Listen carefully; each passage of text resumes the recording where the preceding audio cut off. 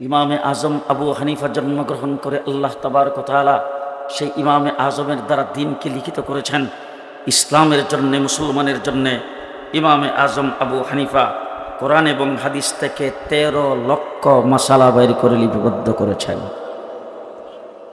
আমার বন্ধুগণ, ইমামে আজম আবু হানিফা দ্বীন লিখিত করেছেন। খুব ভালো করে বুঝেন, কথা সংক্ষেপ বুঝা বাড়ির যাইবেন, নাইলে ফেস লাগাইবেন। সর্বপ্রথম দ্বীন কমপ্লিট হয়েছে কার দ্বারা? বলেন, মুহাম্মাদুর রাসূলুল্লাহ সাল্লাল্লাহু আলাইহি সাল্লামের দ্বারা। দ্বীন প্রচারিত হয়েছে কার দ্বারা? সাহাবায়ে কেরামের দ্বারা। দ্বীন লিখিত হয়েছে কার দ্বারা? ইমামে আজম আবু হানিফা রহমতুল্লাহি আলাইহির দ্বারা। এবার আসেন, দ্বীন কমপ্লিট হয়ে গেল, দ্বীন প্রচারিত হয়ে গেল, দ্বীন সাহাবায়ে কেরাম প্রচার করেছেন, দ্বীন লিপিবদ্ধ হয়ে গেল। এখন নতুন করে দ্বীনের ভিতরে কোনো কিছু ঢোকানো, আস্তে কর, দ্বীনের ভিতরে কাটছাট করে কোনো কিছু ঢোকানো যাবে? যাবে না। দ্বীন থেকে কাটছাট করে কোনো কিছু বের করা, আস্তে, বের করা যাবে? যাবে না।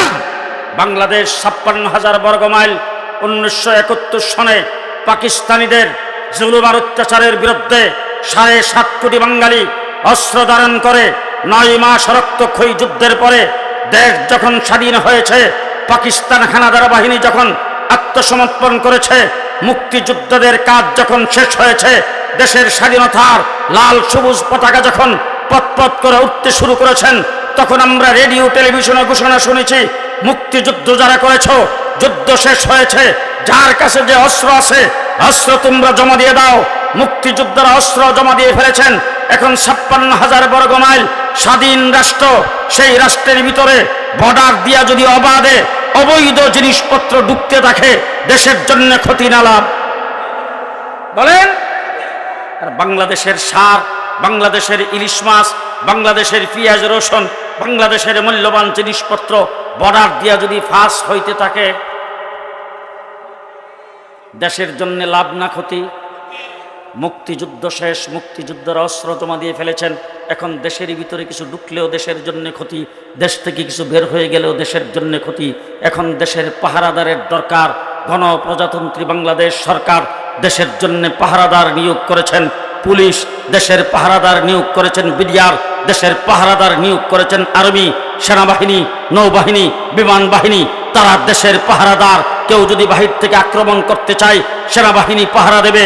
কেউ যদি বর্ডার দিয়ে কোনো কিছু ঢুকাইতে চায়, আল্লাহুম্মা সাল্লি আলা মুহাম্মাদ ওয়া আলা আলি মুহাম্মাদ কামা সাল্লাইতা আলা ইব্রাহিম ওয়া আলা আলি ইব্রাহিম ইন্নাকা হামিদুম মাজিদ। اللهم بارك على محمد وعلى آل محمد كما باركت على إبراهيم وعلى آل إبراهيم إنك حميد مجيد.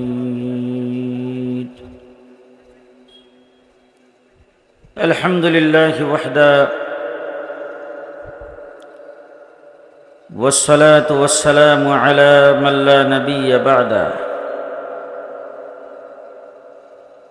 أعوذ بالله من الشيطان الرجيم. بسم الله الرحمن الرحيم. اليوم أكملت لكم دينكم وأتممت عليكم نعمتي ورضيت لكم الإسلام دينا. صدق الله العظيم. وقال رسول الله صلى الله عليه وسلم أنا خاتم النبيين لا نبي بعدي أو كما قال عليه الصلاة والسلام. বুজুর্গানে মুহতারাম, হযরত উলামায়ে কেরাম, সমবেত অপেক্ষমান বেরাদারান ইসলাম, দেশের শীর্ষস্থানীয় উলামায়ে কেরাম, আপনাদের সামনে কোরআন এবং হাদিসের আলোকে বর্তমান সময়ের সময় উপযোগী ভবিষ্যৎ জিন্দেগীর করণীয় সম্পর্কে বিস্তারিত আলোচনা করেছেন।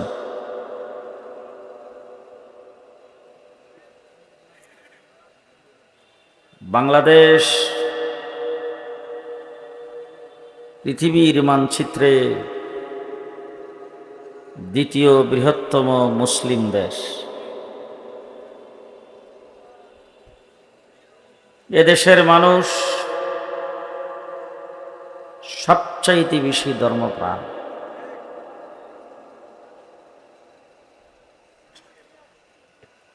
আজকের পৃথিবীতে মুসলমানের সংখ্যা 200 কোটির উপরে। মুহাম্মদুর রাসূলুল্লাহ সাল্লাল্লাহু আলাইহি ওয়াসাল্লাম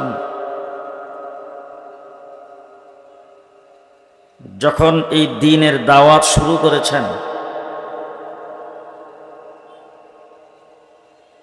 তখন রাসূলের পক্ষে কথা বলার মতো কেউ ছিল না।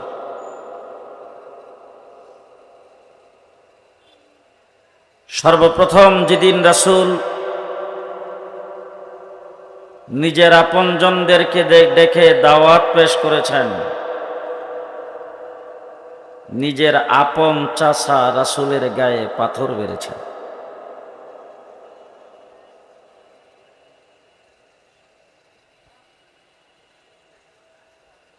কিন্তু মুহাম্মদুর রাসূলুল্লাহ সাল্লাল্লাহু আলাইহি ওয়াসাল্লামের দ্বীন আল্লাহ তাবারক ওয়া তাআলা ঘোষণা করেছেন, লিইয়ুযহিরাহু আলাদ দ্বীনি কুল্লিহি, তাম পৃথিবীর সকল দিন আস্তে আস্তে ডাউন হবে, ইসলাম আস্তে আস্তে ঊর্ধ্বগতিতে পৌঁছবে।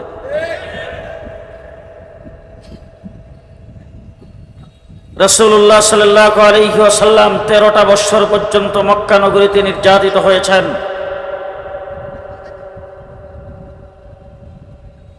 নির্যাতনের সর্বশেষ পর্যায়ে যখন পৌঁছেছেন, আমার রাসূল আল্লাহ পাকের হুকুমে হিজরত করে মদিনায় গিয়েছেন। মুহাম্মদুর রাসূলুল্লাহ সাল্লাল্লাহু আলাইহি ওয়াসাল্লামের বয়স 63 বছর। 40 বছর বয়সে রাসূল নবুয়তি লাভ করেছেন। 63 বছর বয়সে রাসূল দুনিয়ার থেকে বিদায় গ্রহণ করেছেন। 23 বছরের নবুয়তি জিন্দেগি।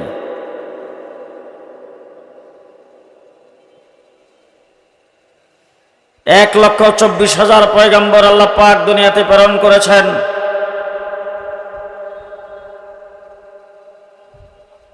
হযরতে নূহ আলাইহিস সালাতু ওয়াস সালাম 950 বছর পর্যন্ত তার নবুয়ত কাল।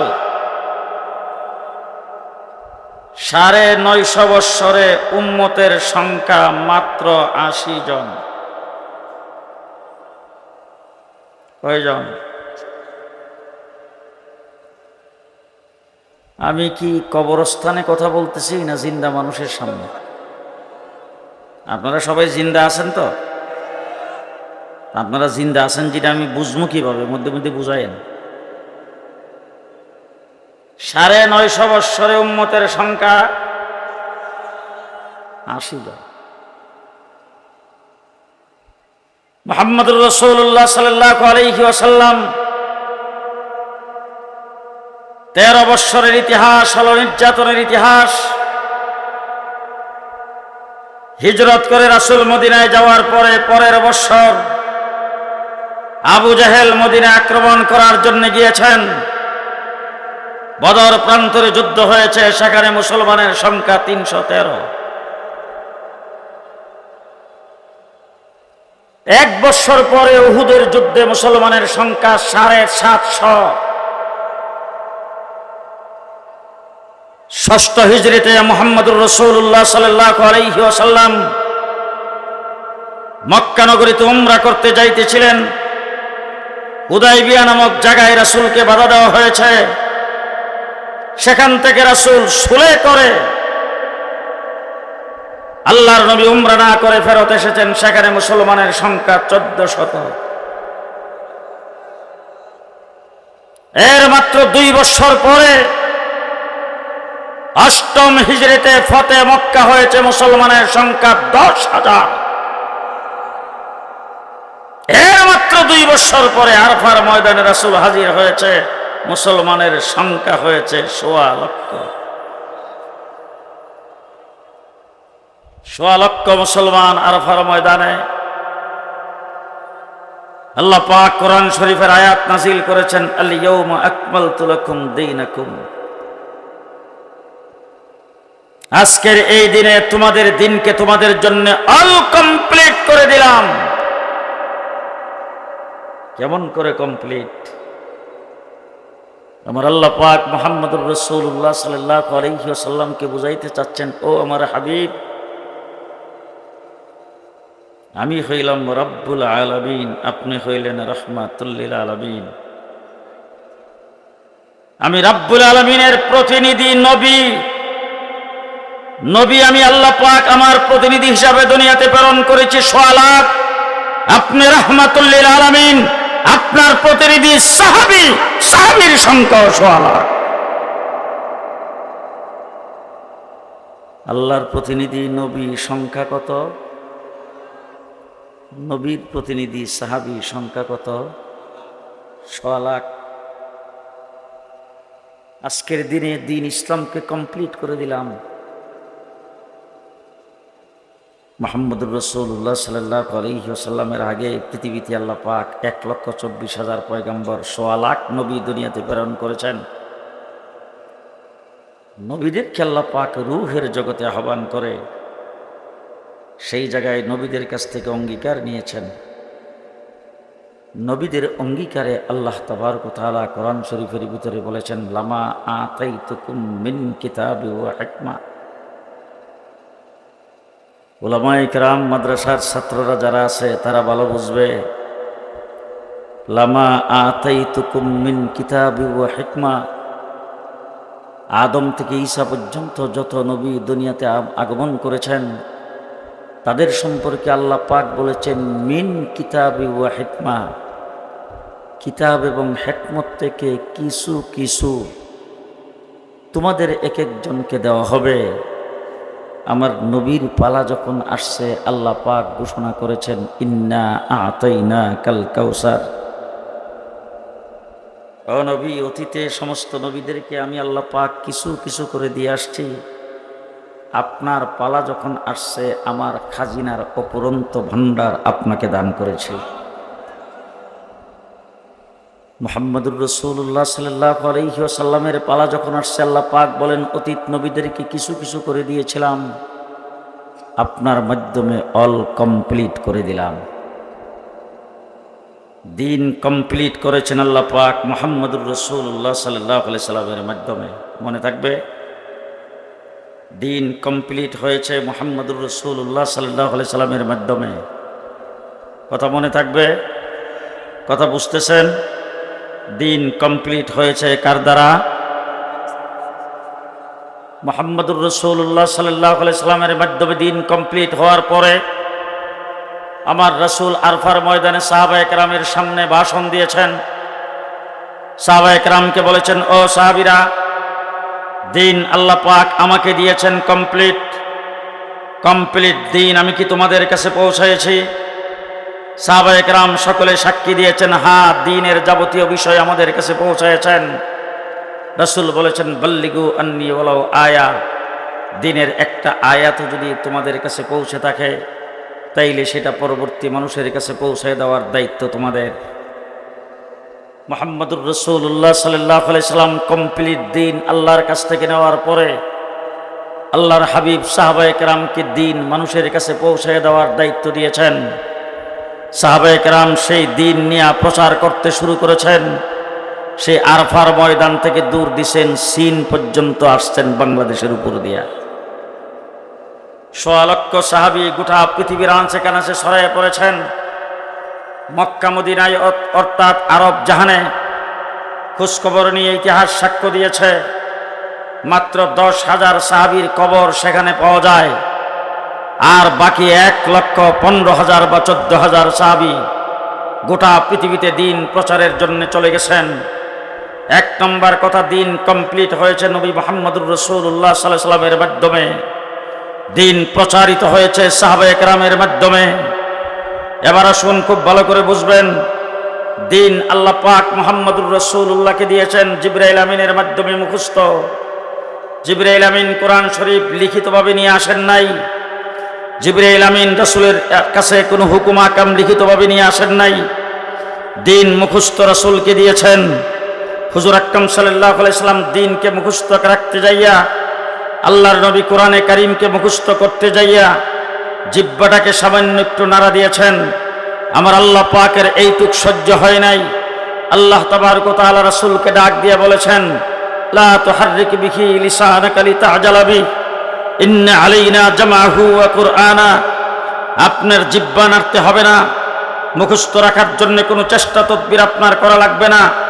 আমি আল্লাহ পাক দিন আপনাকে দিয়েছি, আমি আল্লাহ সেই কোরআন আপনার উপর নাজিল করেছি।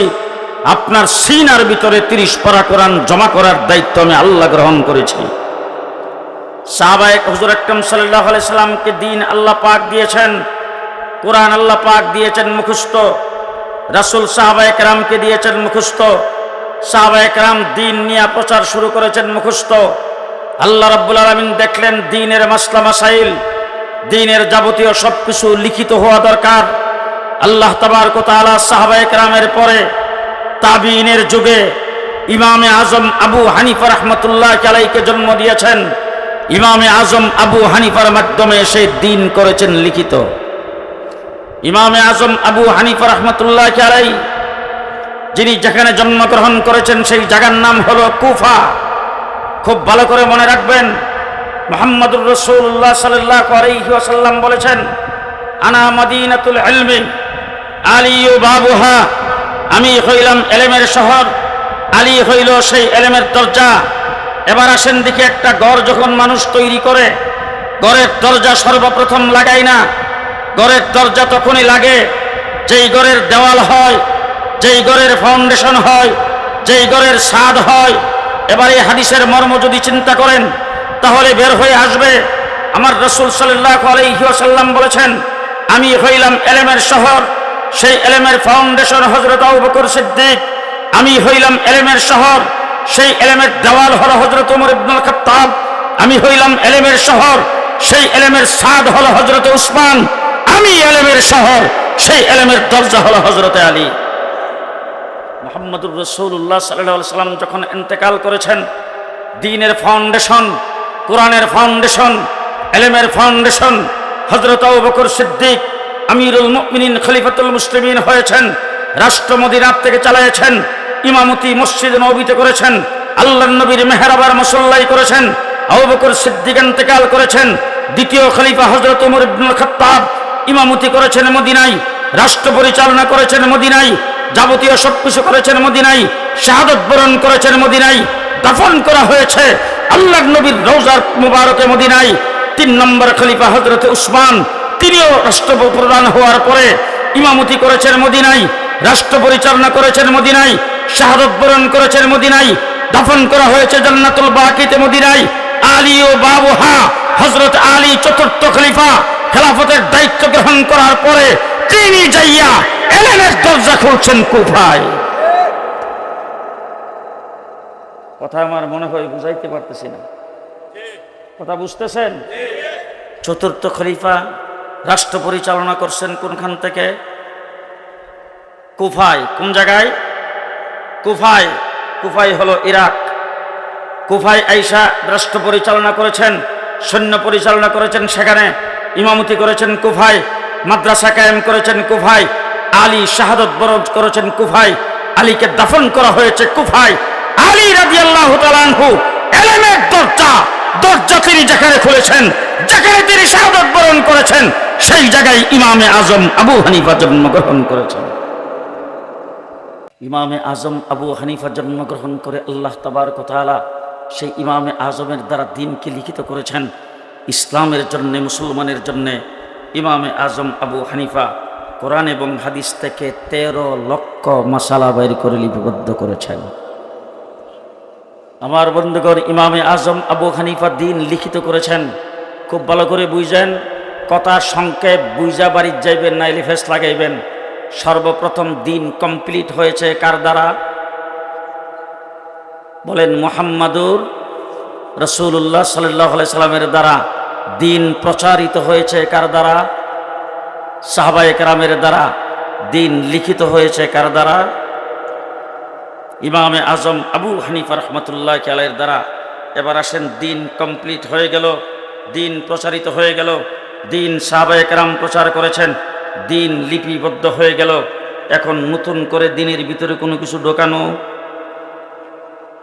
আস্তে কর, দিনের ভিতরে কাটছাট করে কোনো কিছু ঢোকানো যাবে?